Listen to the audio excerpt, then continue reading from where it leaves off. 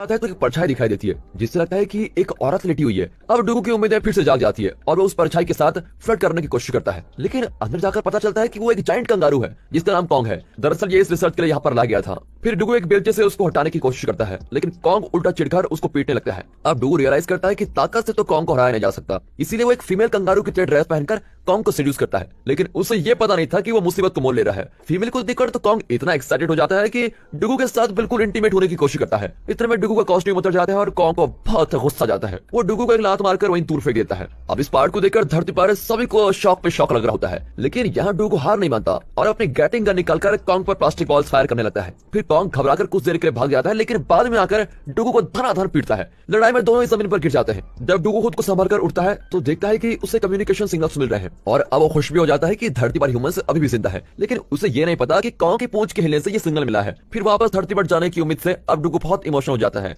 और कॉन्ग के साथ अपनी फीलिंग्स को शेयर करता है, लेकिन कॉन्ग उसके रोने धोने में कोई इंटरेस्ट नहीं दिखाता और डुगू को एक तगड़ा पंच करता है। इस तरह 200 दिन बीत जाते हैं और अब डुगू को कॉन्ग की आदत पड़ गई है, लेकिन उसने एक एस्केप प्लान बना लिया है। दरअसल अपोलो 18 मिशन का एक स्पेसक्राफ्ट यहीं पर है, जिसकी मदद से वो पास के किसी स्पेस स्टेशन तक पहुंच सकता है। फिर उस एस्केप स्टेशन के एस्केप पोर्ट्स में वो धरती पर लौट सकता है। अब एक दिन डुगू और कॉन्ग उस पुराने स्पेसक्राफ्ट की तलाश करते हैं और उसे मून स्टेशन पर लेके आते हैं, लेकिन डुगू को पता चलता है कि ये स्पेसक्राफ्ट सिर्फ 20 पाउंड वजन ही कैरी कर सकता है, लेकिन अगर इसका प्रोपल्शन सिस्टम चेंज किया जाए तो ये प्रॉब्लम सॉल्व हो सकती है। डुगू फिर रियलाइज करता है कि न्यूक्लियर वेपन का प्रोटोटाइप अभी भी यहाँ पर मौजूद है। डुगू अपनी जरूरत की चीजें ले लेता है और कॉन्ग के साथ उस न्यूक्लियर रॉकेट को लेने जाता है। वो जानता है कि रॉकेट चांद की दूसरी तरफ है, जहाँ पहुंचने में कई हफ्ते लग सकते हैं। अब यहाँ कमांडर सिंह और उसके साथियों को डुगू की फिक्र होने लग जाती है, क्योंकि डुगू का व्हीकल सोलर पावर से चलता है और प्रति लूनार साइकिल में चांद के सरफेस पर सिर्फ 14 दिनों के लिए सूरज की रोशनी आती है। इस वजह से डुगू का व्हीकल सिर्फ 6500 किलोमीटर कवर कर पाएगा, लेकिन रिसर्च बिल्डिंग में जहाँ पर रॉकेट है वो लगभग 800 किलोमीटर की दूरी पर है। इसका मतलब है कि बीच रास्ते में ही चांद पर सूर्यास्त हो जाएगा और डुगू का व्हीकल भी रुक जाएगा और तब डुगू फ्रीज होकर मर जाएगा। जब जिनकी टीम इस तरह उम्मीद खो चुकी होती है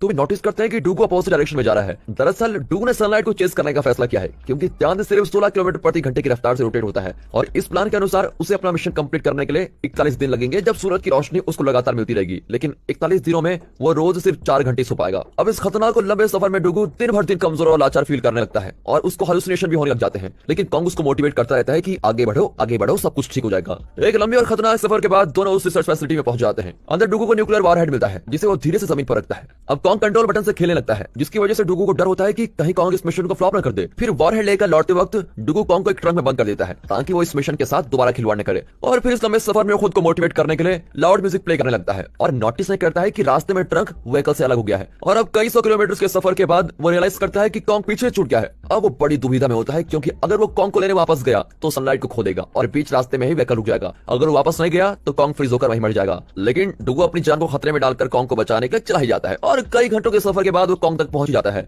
फिर कॉन्ग खुशी के मारे उसको चाटने लगता है। फिर दोनों मून स्टेशन तक के सफर को कंटिन्यू करते हैं। अब सूरज उनके व्हीकल से दूर जाने लगता है और दोनों बड़ी मुश्किल से जागते रहते हैं, लेकिन लगता है डुगू हार के जीतने वाला बाजीगर है। वो व्हीकल की बैटरी को आखिर तक चलाता है और बैटरी सेव करने के लिए अंदर का हीट भी ऑफ कर देता है। आखिर बैटरी पूरी तरह खत्म हो जाती है और व्हीकल मून स्टेशन से 55 किलोमीटर की दूरी पर रुक जाता है। अब उनके पास सिर्फ 3 घंटे का ऑक्सीजन होता है। डुगू जानता है कि यहाँ कोई चमत्कार नहीं होने वाला है, इसलिए दोनों व्हीकल से बाहर आकर अपनी मौत का इंतजार करते हैं। पर डुगू नोटिस करता है कि कॉन्ग लाइट के रिफ्लेक्शन से अट्रैक्ट होता है। तब उसको एक आइडिया आता है। वो अपनी व्हीकल का दरवाजा तोड़ता है और उसे एक बर्फ गाड़ी की तरह कॉन्ग के साथ बांध देता है। फिर वो कॉन्ग के आगे लाइट फ्लैश करता है, जिससे कॉन्ग तेजी से चेस करने लगता है। डुगू उसके साथ खींचा चला जाता है। रास्ते में एक बहुत बड़ा क्रेटर होता है, पर डुगू तो बाजीगर है। वो कॉन्ग को इंस्ट्रक्ट करता है कि अगर तुम असली कंगारू के बच्चे हो तो छलांग मारो। कॉन्ग बिल्कुल वैसा ही करता है। तब डुगू अपनी गैस टैंक को खोल देता है, जिसके प्रेशर से वो कार्टर के उस तरफ पहुंच जाते हैं और इस तरह दोनों जिंदा मून स्टेशन पर पहुंच जाते हैं। धरती पर चेयरमैन ये सब कुछ ब्रॉडकास्ट कर रहा होता है और इससे लोगों को इंस्पिरेशन मिलती है कि बुरे से बुरे हालत में भी इंसानियत जिंदा रह सकती है। डुगू फिर कोशिश करके वॉरहेड को बेस स्टेशन में लेके आता है और धरती पर लौटने की तैयारी करने लगता है, लेकिन वो नहीं जानता है कि एक और एस्टेरॉयड धरती की ओर बढ़ रहा है। डुगू को एक और सिग्नल मिलता है और वो बहुत खुश हो जाता है कि धरती से ह्यूमंस उसको कांटेक्ट करने की कोशिश कर रहे हैं। पर जल्दी उसकी खुशी निराशा में बदल जाती है, क्योंकि ये असली सिग्नल नहीं था, बल्कि कॉन्ग वायर के साथ खेल रहा था। एक बार फिर डुगू को लगता है कि धरती पर कोई नहीं है और इसलिए वहां जाना बेकार है। लेकिन धरती के लोग नहीं चाहते कि वो मायूस हो, इसलिए वे एक जगह इकट्ठा होकर चांद की ओर अपनी फ्लैशलाइट दिखाते हैं। आखिर डुगू टिमटिमाते फ्लैशलाइट्स को देख रहा होता है और बड़ा इमोशनल हो जाता है कि अब वो अकेला नहीं है, कोई तो है उसके साथ। उसकी हिम्मत बढ़ जाती है और वो अपने रिसीवर्स को रीलाइन करके धरती से कम्युनिकेट करता है। फिर वो अपनी क्रश सिंह से भी बात करता है। एक बार प्राइवेट में बातें करते वक्त डुगू सिंह को बता ही देता है कि मैंने सिर्फ तुम्हारे लिए यूएनएमएस मिशन ज्वाइन किया था था। जिंग भी बड़ी इमोशनल हो जाती है कि उसने डुगू को वहां छोड़ दिया और वो यहाँ वापस चली आई। फिर वो डुगू से माफी मांगती है। अगले सीन में डुगू अपने टीममेट्स की सलाह लेकर रॉकेट के प्रोपल्शन सिस्टम को मॉडिफाई करता है। फिर डुगू और कॉन्ग धरती पर लौटने के लिए लूनार ऑर्बिट में सुरक्षित पहुंच जाते हैं, पर वे नहीं जानते कि एक और एस्ट्रॉइड धरती की ओर बढ़ रहा है। डुगू लूनार सिस्टम में पहुंचकर वहां के एस्केप पॉड्स को तैयार करता है। तभी जिंग को उस एस्ट्रॉइड के बारे में पता चलता है जो धरती को मिटा देगा। यूएनएमएस हेडक्वार्टर से मैसेज आता है कि अब सिर्फ डुगू इंसानियत को मिटने से बचा सकता है, क्योंकि लूनार स्पेस स्टेशन में न्यूक्लियर वेपन है जिससे उस एस्ट्रॉइड को रोका जा सकता है। जब जिंग डुगू को बात बताती है तो वो इंसानियत की खातिर अपनी बलि चढ़ाने के लिए तैयार हो जाता है। अब यूएनएमएस हेडक्वार्टर से सभी को चेतावनी दी जाती है कि वे अपने शेल्टर्स में लौट जाएं और बुरे से बुरे अंजाम के लिए बिल्कुल तैयार रहें।